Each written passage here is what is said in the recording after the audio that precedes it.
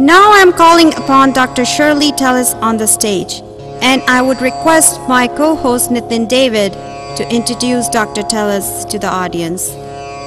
The guest on stage is an eminent scholar of yoga research, Dr. Shirley Tellis, who is the Director of Research, Patanjali Research Foundation, Patanjali Yoga Peeth, Haridwar, and Head ICMR Center for Advanced Research in Yoga and Neurophysiology, Bengaluru. Dr. Shirley Tellis completed her MBBS from Bombay University, MPhil in Neurophysiology from Goa Medical College, Goa, and PhD from National Institute of Mental Health and Neurosciences, Bangalore. Dr. Tellis dignified various positions including Director of Research, Swami Vivekananda Yoga Research Foundation, Bangalore, Senior Research Fellow, Indian Council of Medical Research, New Delhi, National Institute of Mental Health and Neurosciences, Bangalore, and presently she is the Director of Research, Patanjali Research Foundation, Patanjali Yoga Peeth, Haridwar.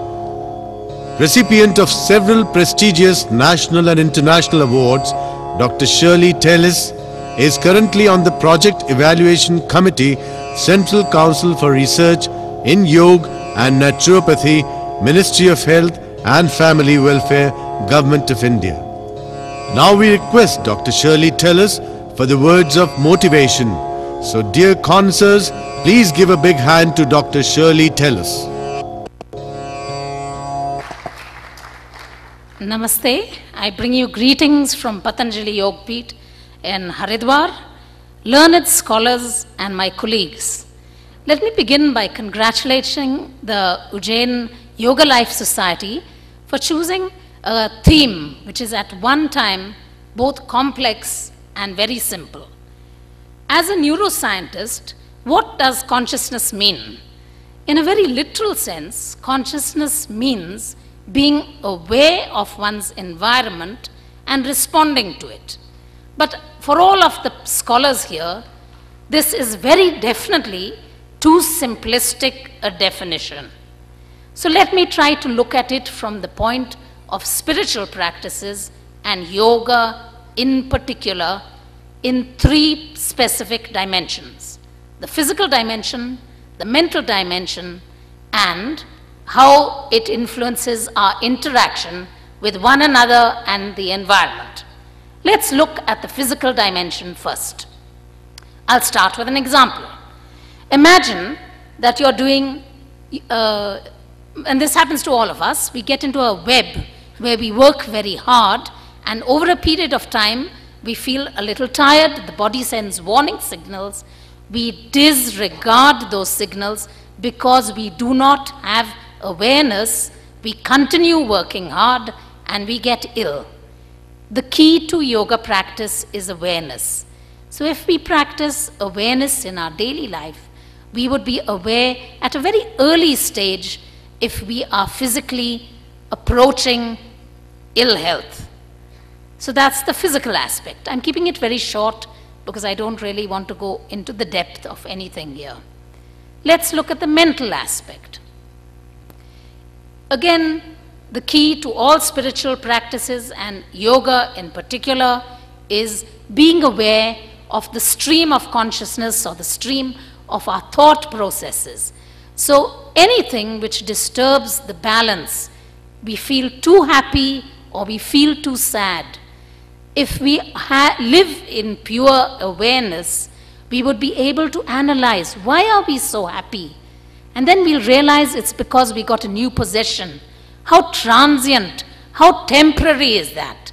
Then we realize on another day maybe that we are feeling very sad or feeling very angry. Why? Because someone has bruised our ego or because we've lost something to which we are attached. Again, something very temporary, very transient. Maybe a year from then or 10 years down the line, we would have totally forgotten it. So we begin to be aware of the true nature of life and the transient nature of both happiness and sadness, so that we can live in a total state of samatvam or equilibrium, which is yoga. Imagine if this personal cycle of physical and mental well-being is then expanded to include the world around us, so that we are sensitive to people. We're sensitive to the next person. How much that, one can imagine what that would do for society. There wouldn't be road rage, there wouldn't be people cutting each other in the traffic, there would be cleanliness everywhere, people wouldn't dispose of their garbage badly. Why? Because there is a feeling, there is an awareness of the other person's needs and wants. Imagine if you expand it still further to the environment. You feel the sensitivity of plants. Trees would not be cut down. There wouldn't be global warming. And you expand it still further because there is the belief that all of creation, not just plants and animals and human beings, but even seemingly non-living objects like stones have consciousness. Imagine if we were to extend it there, then we would not want to quarry the earth, we would not want to blast it and take the minerals from the core of the earth. The earth and Mother Nature and we would all live in harmony. So let us hope that this wonderful seminar, with its exciting and innovative theme, will help us to live in these ever-expanding circles of consciousness so that we can grow in health and harmony. Thank you. Thank you very much, Dr. Shirley, for enlightening us on the mental, physical aspects of yoga. And it was rightly said by you about the sensitivity.